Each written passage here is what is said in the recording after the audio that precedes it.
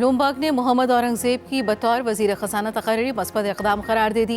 Bloomberg के मुताबिक सरमायाकारों की दिलचस्पी पाकिस्तान के नए वजीर खजाना की तैनाती में थी। नए वजीर खजाना का सबसे बड़ा चैलेंज IMF से नया कर्जा हासिल करना होगा। IMF से मुज़ाकरात में वजीर खजाना का किरदार कलीदी होगा। रिपोर्ट में मजीद कहा गया, शहबाज शरीफ के पास इस्लाहात लाने का ट्रैक रिकॉर्ड है।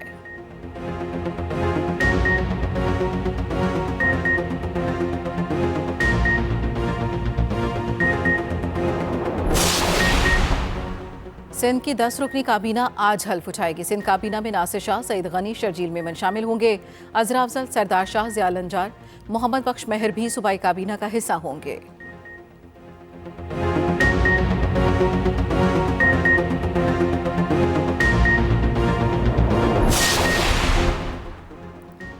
रावलपिंडी की सेंट्रल जेल अडयाला की सिक्योरिटी का मामला। होम डिपार्टमेंट पंजाब ने 2 हफ्ते के लिए कैदियों और हवालातियों की मुलाकातों पर पाबंदी आयद कर दी।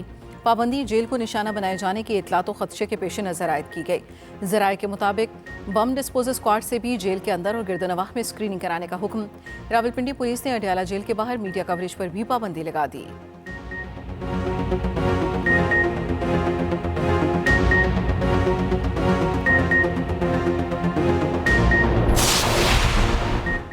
विफाक की तरफ से खैबर पख्तूनख्वा के 1500 अरब से जायद के वाजिबात। वज़ीर आला खैबर पख्तूनख्वा अली अमीन गंडापुर की ज़ेर सदारत इजलास में ब्रीफिंग। वज़ीर आला के मुतल्लिका हुक्काम को मामलात विफाकी हुकूमत के साथ उठाने के लिए लाहे अमल तरतीब देने की हिदायत। 1 महीने के अंदर इस सिलसिले में होमवर्क मुकम्मल करके प्लान ऑफ एक्शन मुरतब किया जाए। अली अमीन गंडापुर ने कहा, विफाक से सुनवाई न होने की सूरत में अदालतों का दरवाज़ा भी खटखटाया जाएगा।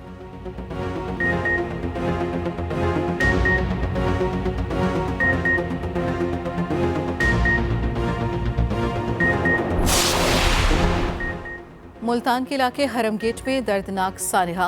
मोहल्ला जोगिया में गैस सिलेंडर फटने से 3 मंजिला इमारत जमीन बोझ। 3 बच्चों समेत 9 अफराद जाम भाग, 2 जख्मी हो गए। रेस्क्यू जराये के मुताबिक इमारत गैर महफूज बनी हुई थी। लेंटर गिरने से इमारत दूसरे घर पर जा गिरी। जाम भाग होने वाले 7 अफराद का ताल्लुक एक ही खानदान से है। वज़ीर आला मरियम नवाज का इजहार अफसोस, रिपोर्ट तलब कर ली।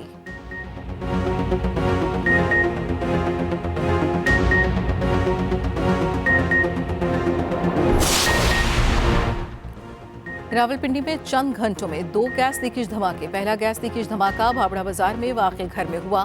2 बच्चे झुलसकर जाम बहक हो गए। बच्चों की मां झुलसकर जख्मी। खातून का जिस्म भी 50% झुलस चुका है। दूसरा धमाका आर्या मोहल्ले वारिस खान में हुआ। 5 अफराद झुलसकर जख्मी, अस्पताल मुंतकिल कर दिया गया।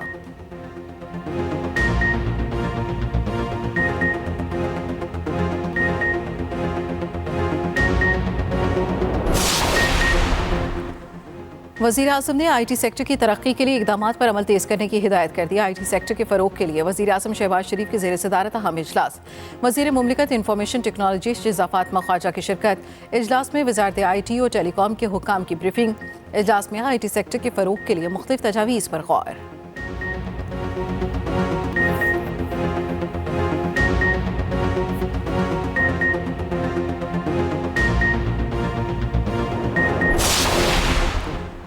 लाहौर में 21 मंजिला अरफा करीम टावर 2 बनेगा। IT, एजुकेशन और फिल्म सिटी प्रोजेक्ट का जल्द आगाज होगा। वज़ीर पंजाब मरियम नवाज के ज़ेर सदारत इजलास। लाहौर में फ्री वाईफाई पायलट प्रोजेक्ट की भी मंजूरी। वज़ीर आला मरियम नवाज की चीन की बड़ी IT कंपनियों को ऑफिस बनाने के लिए मदऊ करने की हिदायत। कहा, दुनिया भर से बेहतरीन IT कंपनियों को IT सिटी में बिजनेस के मौक़े फराहम करेंगे।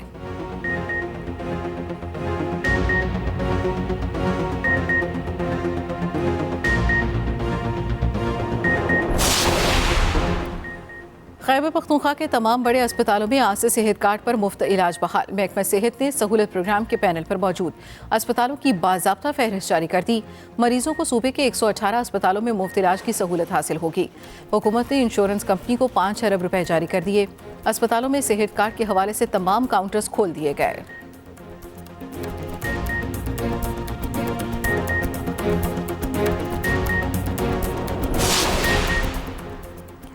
सदर मुमलिकत का कौमी खजाने पर बोझ न डालने का फैसला। सदर मुमलिकत आसिफ अली जरदारी अपनी तनख्वाह नहीं लेंगे। सदर मुमलिकत ने फैसला दरपेश मुआशी चैलेंजेस के पेश नज़र किया। सदर आसिफ जरदारी के फैसले का मकसद मुल्क में दानिशमंदाना मालियाती इंतज़ाम की हौसला अफजाई करना है।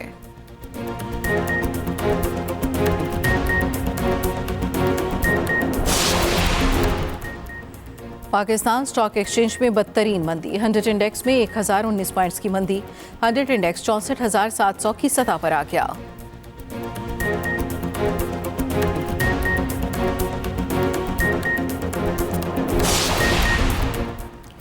और HPL PSL अपने अख्ताम की जानिब गामजन। आज लीग मरहले का आखिरी मैच मुल्तान सुल्तान्स और कोयटा ग्लैडिएटर्स में होगा। मैच रात 9 बजे नेशनल स्टेडियम कराची में होगा। गुज़श्ता रोज़ खेले गए मैच में सनसनीखेज मुकाबले पेशावर ज़ल्मी ने कराची किंग्स के खिलाफ 2 रन से फतह समेट ली।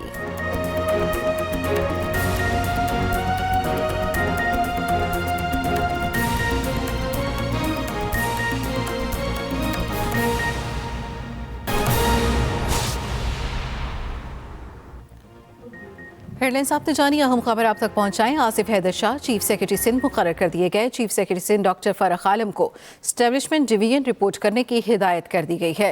अहम खबर आप तक पहुंचा रहे हैं। ग्रेड 22 के अफसर आसिफ हैदर शाह चीफ सेक्रेटरी सिंध मुकर्रर कर दिए गए।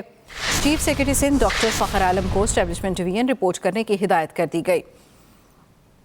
आसिफ हैदर शाह चीफ सेक्रेटरी सिंध मुकर्रर। ग्रेड 22 के अफसर आसिफ हैदर शाह चीफ सेक्रेटरी सिंध मुकर्रर कर दिए गए, जबकि चीफ सेक्रेटरी सिंध डॉक्टर फखर आलम को स्टैब्लिशमेंट डिवीजन रिपोर्ट करने की हिदायत कर दी गई है। चीफ सेक्रेटरी सिंध डॉक्टर फखर आलम को स्टैब्लिशमेंट डिवीजन रिपोर्ट करने की हिदायत कर दी गई। ग्रेड 22 के अफसर आसिफ हैदर शाह चीफ सेक्रेटरी सिंध मुकर्रर कर दिए गए।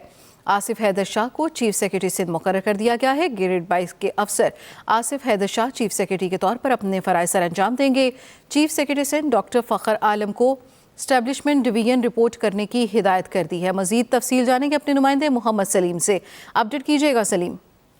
जी बिल्कुल, देखें सैयद आसिफ हैदर शाह सिंध के चीफ सेक्रेटरी मुकर्रर कर दिए गए हैं।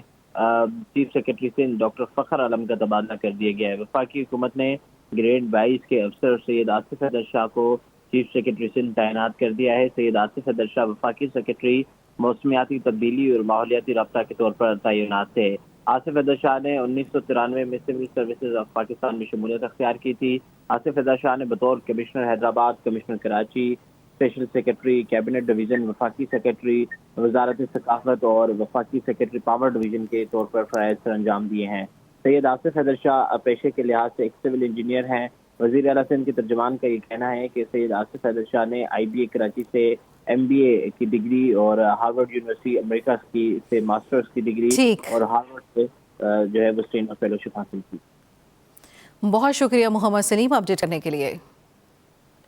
एक्सप्रेस न्यूज़ से अब तक के लिए इतना ही। ताज़ा तरीन खबरों से बाखबर रहने के लिए विजिट कीजिए हमारी वेबसाइट express.pk। आप हमें फेसबुक और एक्स पर भी फॉलो कर सकते हैं।